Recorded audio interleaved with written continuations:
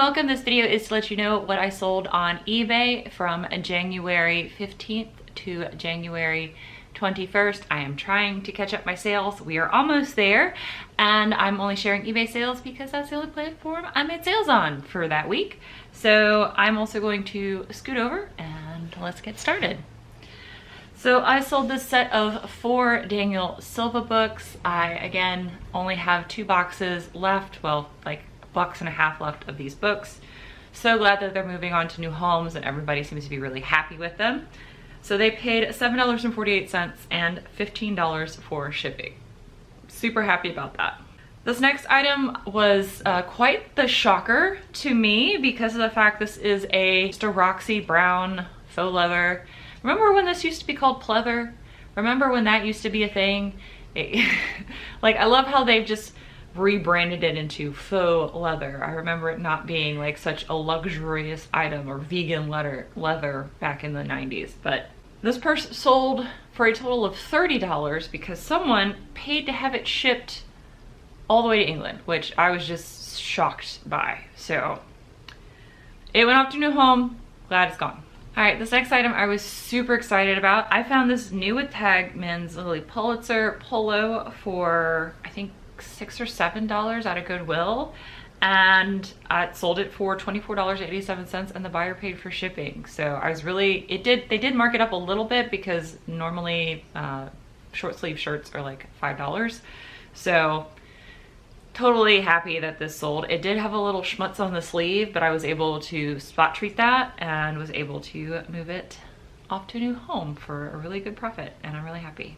So the next sale is this Caribbean Hawaiian print shirt. I paid less than $1 for this at an estate sale, so I'm perfectly happy to accept a $9 offer and the buyer pay for shipping because I'm still 7xing my money even after fees, cost of goods, and shipping. So super happy about that. I will do that all day long. This next item is another great profit item because I picked this up also at an estate sale. I paid 25 cents for this book and it sold for $12. It was a first edition. I've actually found a bunch of these. The rabbi went blah, blah, blah. So I think I have in my possession almost the entire series.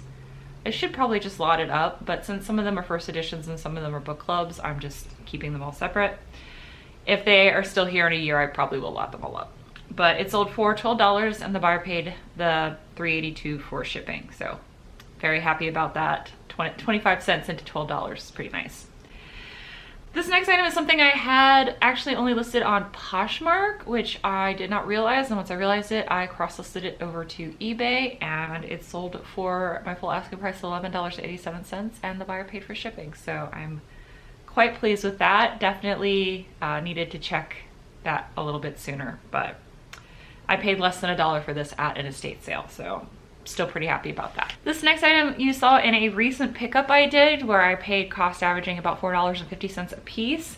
This is a vintage gouache or gooch, I don't know how you want to say it, single stitch, medium all over print kind of button front shirt.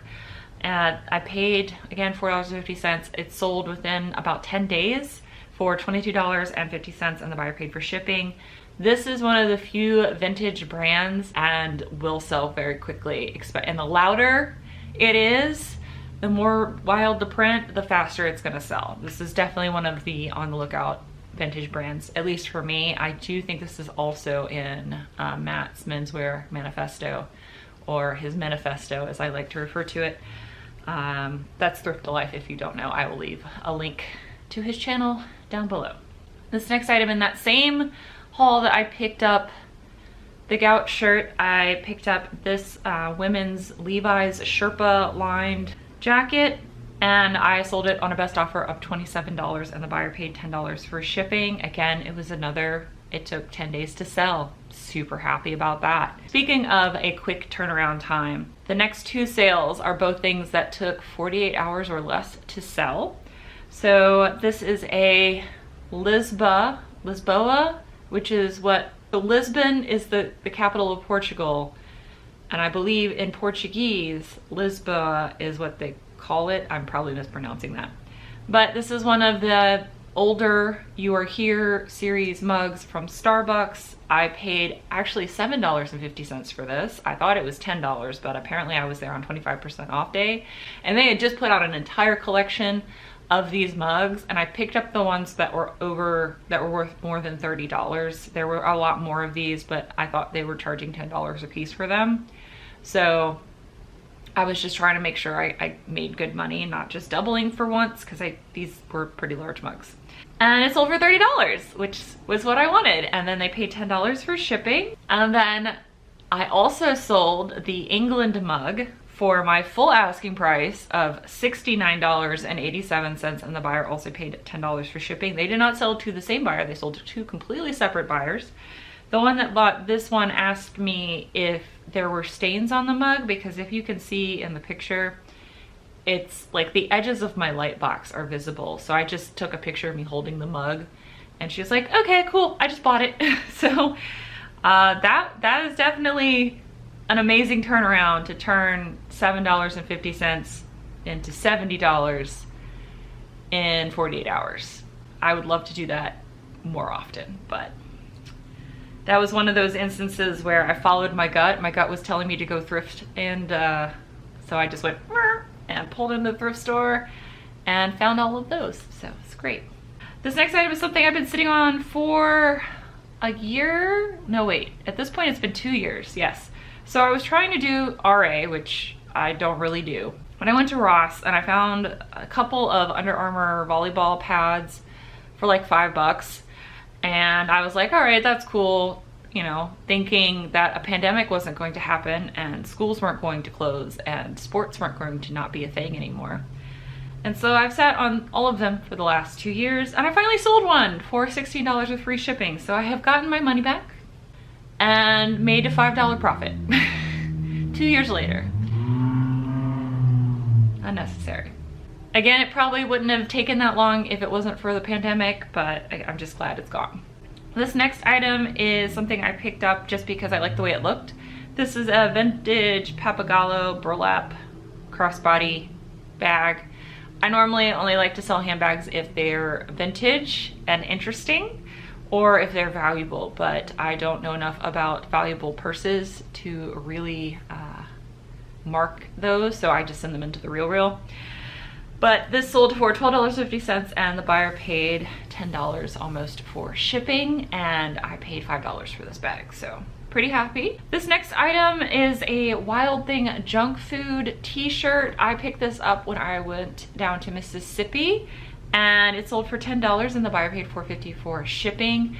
I paid $2, I think, for this, and I'm glad that it's gone, and someone else is enjoying it in Florida.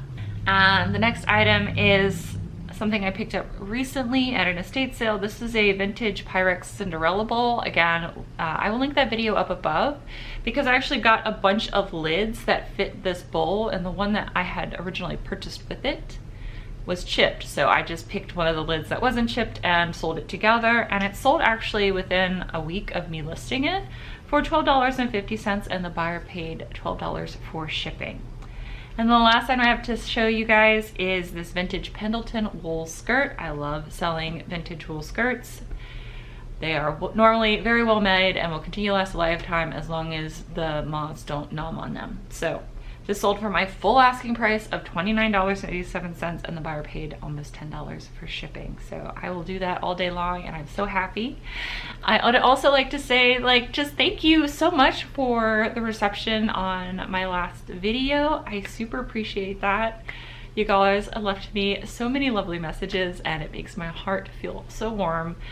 And I just am so happy. The last couple days have just been amazing. So I'm still trying to go through everybody's comments, so if I haven't responded to you, I'm gonna get there. And as I normally do, I try to respond to every comment until I can't do that anymore. So thank you guys so much for watching. I'd also personally like to thank all 1,665 of you, as would Miss Moxie here, by letting you all know an interesting history fact for the year 1,665, which I feel, considering we're still in the middle of the COVID pandemic, is pretty pertinent. And that is the year that the bubonic plague, or the Great Plague as they called it, hit London. And then in 1666 AD, the following year, there was a great fire. So the bubonic plague was ravaging London, and then it got set on fire. So, you know, hopefully we're not gonna have any fires, but you know, wildfires are a thing, so maybe the world's just gonna burn. And on that super happy note, I will see you guys in the next video.